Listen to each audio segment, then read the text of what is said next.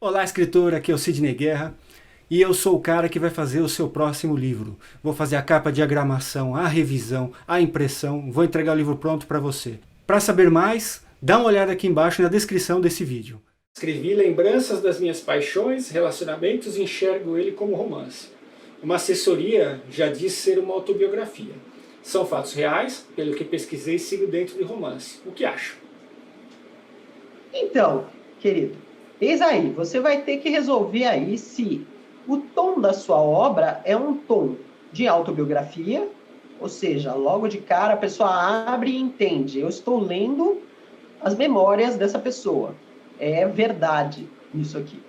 Ou se, mesmo que baseado em fatos reais, você está apresentando como se fosse um romance, ou seja, como se fosse ficção.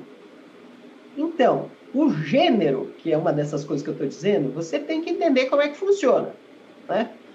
A ficção, ela é montada de uma forma a capturar a atenção da pessoa e a história aí sendo levada, assim, pelo sabor da narrativa. Então, a pessoa lê não porque cada fato ali é verdade, mas sim cada fato ali é verossímil, ou seja, está bem contado, está criando uma história.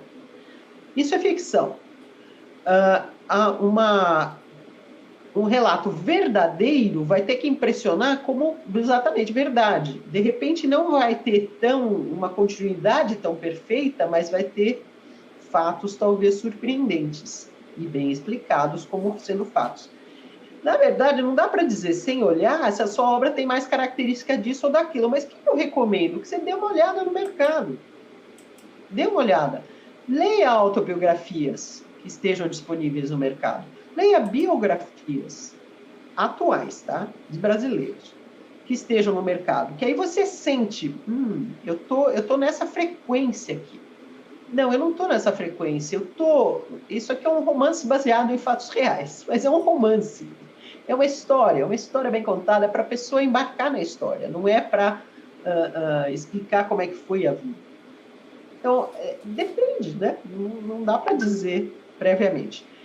Como eu já disse aqui várias vezes, a maioria das histórias que as pessoas escrevem são baseadas em fatos reais. Então, isso de ser real ou não é importante, mas sim o que você faz com isso. Você pega o fato real e aí transforma numa narrativa que prende, que tem tensão, conflito de personagens. Na hora que não tem conflito, você inventa um conflito para aumentar a curva de tensão. Ou seja, você manipula um pouco para fazer uma boa história. É ficção. Se você não faz nada disso e simplesmente vai contando os fatos, mas os fatos em si são interessantes, é não ficção. É realmente a questão da tonalidade, a tinta que você carrega de Isso. acordo com o assunto, né, que você... Isso, exatamente. E a gente vê isso direto, né? Tem muita gente que escreve biografia e eles avisam, olha, tá romanceada. Ela é baseada em fatos reais. Por quê? Porque muitas vezes você vai pesquisar a vida de uma pessoa e você não tem dados. Você não sabe como rolou um diálogo lá dentro da casa da pessoa. Então você inventa. Você inventa por quê? Porque é necessário para criar atenção, para explicar alguma coisa, para apresentar um problema. Então você coloca ali. No todo tá real, mas você precisou inventar para construir bem a história. Agora, você está estritamente no pique reportagem, você só conta o que você viu, presenciou, documento e tal. É diferente, né? Se você está falando dos seus próprios relacionamentos amorosos, você tem que, inclusive, verificar se você não está envolvido demais para falar disso, tá? Porque essa é uma área, assim, que a gente tem muita fragilidade, que a gente tem Sensível. tendência a se defender, né? Então tem que tomar um pouco de cuidado. Se você consegue encarar a si mesmo como um personagem, você já tem esse distanciamento. Senão você vai entrar, tipo, ou acusando ou julgando as pessoas que se envolveram com você, né? Por conta do envolvimento emocional. Você E ainda tem. Laura, para biografia, eu só escreveria uma biografia se eu fosse desnudar minha alma. Porque se você for colocar só coisas que você se deu bem, você ter vergonha de colocar suas fraquezas e vergonha Sim. de colocar suas derrotas, a sua biografia não tem valor nenhum. Mas veja, ele disse que vai falar dos envolvimentos amorosos dele. É por isso que eu estou dizendo, se tem um distanciamento, pode ser muito interessante. De repente ele se envolveu com pessoas muito interessantes, muito diferentes uma da outra. Então dá para contar uma história cheia de altos e baixos, tá bem, ok. Não estou dizendo que em princípio tem problema aí, mas estou dizendo, se você estiver ainda muito envolvido, ainda tiver no pique, a Aninha me sacaneou e eu vou aqui contar a história da sacanagem que ela fez comigo. Aí não vai rolar. Não vai ser bom. Eu nem digo no caso dele especificamente, mas eu acho que para uma biografia, no geral, eu entendo como regra você ser uma biografia que foge do comum. Né? Tem que ser uma biografia... o que me motiva a ser uma pessoa que ninguém conhece, eu não sou uma pessoa pública, por exemplo? O que vai motivar as pessoas a lerem a história de um cara como eu, por exemplo, o Sidney, que é basicamente um Zé Ninguém aí perdido no mundo? O que eu preciso botar na minha biografia, né, que faça um leitor qualquer e fale assim, putz, olha esse cara, nunca ouvi falar desse cara, mas pelo pouco de pincelada que eu dei aqui já na sinopse, vale a pena saber da história desse Zé Ninguém aí. Né? Realmente, aí, se você quer que a sua biografia seja lida por pessoas que não conheçam você, é o que eu disse lá no começo, é aquela decisão inicial. Se você quer ir para o grande público, para um público que não conheça você, você realmente tem que tomar uma série de decisões. No caso de uma biografia, ela pode ser tudo menos chapa branca. Então, ela tem que revelar, ela tem que ser interessante. Ela tem que vir com os podres, certamente. Dentro da família, você pode fazer, se você quiser, chapa branca, tudo bem. Mas chapa branca quer dizer, tudo lindo, maravilhoso. Né? Mas, nada ofensivo para ninguém. Isso. Tudo bem. Dentro da sua família, se você quiser só flores e amores, tá bom, você fala bem até da sua sogra. Uma vez eu li uma biografia assim, eu falei, até da sua sogra você fala bem. Mas... E tomar um certo cuidado, né, pessoal? Uma coisa assim, aí é minha opinião pessoal, pode ser que vocês discordem, eventualmente, mas